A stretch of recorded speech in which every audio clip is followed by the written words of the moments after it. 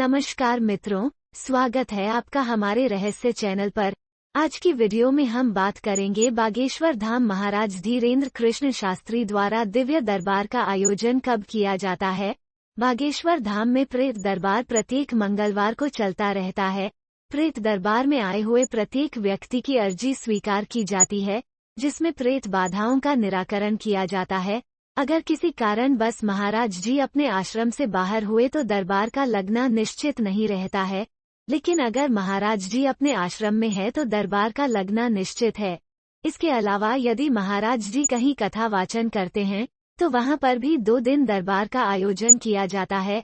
इस दरबार में टोकन लेने की जरूरत नहीं पड़ती है। मित्रों, अगर आप हमारे चैनल पर नए आए हैं तो आप हमारे चैनल को सब्सक्राइब कर ले, जिससे आने वाली हर नई वीडियो का नोटिफिकेशन और नित नई जानकारी सबसे पहले आपको मिले। चलिए जानते हैं बागेश्वर धाम महाराज धीरेन्द्र कृष्ण शास्त्री द्वारा कथित धनवान बनने के 10 उपाय के बारे में। महाराज जी बागेश्वर बालाजी महाराज के द्वारा दिए गए आदेश का पालन करते हुए जिस व्यक्ति को आदेश देते हैं उनको अपने दरबार में बुला लेते और उनकी अर्जी का निराकरण कर देते हैं। महाराज जी के दरबार में कुछ बताने की जरूरत नहीं पड़ती है। एक कागज में आपकी अर्जी को लिखकर बता देते हैं और उसका निराकरण भी करते थे। बागेश्वर बालाजी के दरबार से करोड़ों लोगों की अर्जियां हुई है और उनका निराकरण भी बागेश्वर बालाजी महाराज ने किया है। आपको बता दें कि बागेश्वर बालाजी महाराज के दरबार में अर्जी लगाने के लिए टोकन की जरूरत पड़ती है।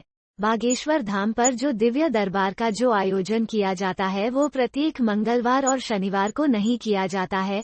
मंगलवार और शनिवार को यह धीरेन्द्र कृष्ण जी महाराज कहीं पर कथा में उपस्थित हैं या कहीं बाहर है, उस समय मंगलवार और शनिवार को दरबार का आयोजन नहीं किया जाता है।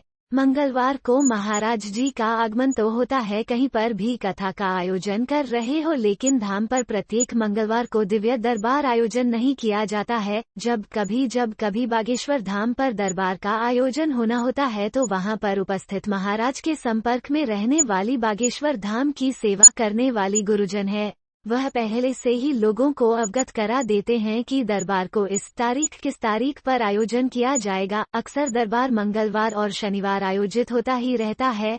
सत्य सन्यासी बाबा की असीम अनुकंपा से यह चमत्कारी दरबार वैसे तो प्रतिदिन ही लगता है, परंतु सप्ताह के 7 दिनों में से मुख्य रूप से 2 दिन मंगलवार और शनिवार को लगता है, क्योंकि इन 2 दिनों में हनुमान जी महाराज की असीम कृपा होती है एवं इन 2 दिनों को मुख्य रूप से हनुमान जी महाराज के लिए समर्पित माना गया है, जिसमें देश विदेश से श्रद्धालु आकर अपनी मनोकामनाओं को प्रसिद्ध पीठ के पीठाधीश्वर पंडित धीरेन्द्र कृष्ण शास्त्री के समक्ष प्रस्तुत करते हैं।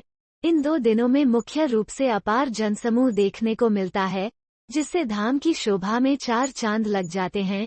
पूज्य आचार्य श्री धीरेन्द्र कृष्ण जी महाराज जब कभी बाहर किसी अन्य राज्य या अन्य जिले में कथा करने के लिए जाते हैं तो वहां पर भी कथा करने के दौरान दिव्य दरबार को भी आयोजित करते हैं। आचार्य धीरेन्द्र कृष्ण जी महाराज चाहे महोबा जाएं या चेन्नई कथा करने के लिए जहां भी जाते हैं वहां पर दिव्य दरबार का आयोजन जरूर करवाते हैं। आचार्य धीरेन्द्र कृष्ण जी महाराज के दरबार को यूट्यूब चैनल के द्वारा देश विदेश में देखा जा रहा है। दिव्य दरबार के कारण ही बागेश्वर धाम की इतनी अधिक मात्रा में उनके वीडियो लाखों लोग देखते हैं। बागेश्वर धाम के वर्तमान में लाखों भक्त गण आते ही रहते हैं और अपनी हर समस्या का निदान पाते हैं। दोस्तों, बागेश्वर धाम के पूज्य आचार्य श्री धीरेन्द्र कृष्ण जी महाराज देश के कोने कोने में कथा वाचने के लिए जाते हैं, लेकिन उनके बागेश्वर धाम पर दिव्य दरबार के लगने का कोई समय पहले से ज्ञात नहीं होता है। जब भी आचार्य श्री धीरेन्द्र कृष्ण जी महाराज कथा करके बागेश्वर लौटते हैं तो सोशल मीडिया के माध्यम से पता चल जाता है कि दिव्य दरबार का आयोजन कब होगा, दिव्य दरबार कब लगेगा। इसके बारे में बागेश्वर धाम की कार्यरत टीम के द्वारा भी पता चल जाता है। ज्यादातर दिव्य दरबार मंगलवार और शनिवार को ही लगाया जाता है। दिव्य दरबार आयोजित कब होगा इसके बारे में पता करने के लिए आप बागेश्वर धाम की टीम से भी पता कर सकते हैं, जो वहां पर कार्यरत होती है। मित्रों, अगर आप इसी तरह की और अधिक आध्यात्मिक और धार्मिक की जानकारी चाहते हैं तो अभी हमारे चैनल को सब्सक्राइब करें। उम्मीद है ये वीडियो हमारे प्रिय दर्शकों को पसंद आया होगा। वीडियो अगर पसंद आया तो इसे लाइक, शेयर और सब्सक्राइब कीजिए ताकि आगे भी हम आपके लिए इसी तरह की ज्ञानवर्धक वीडियो लाते रहे।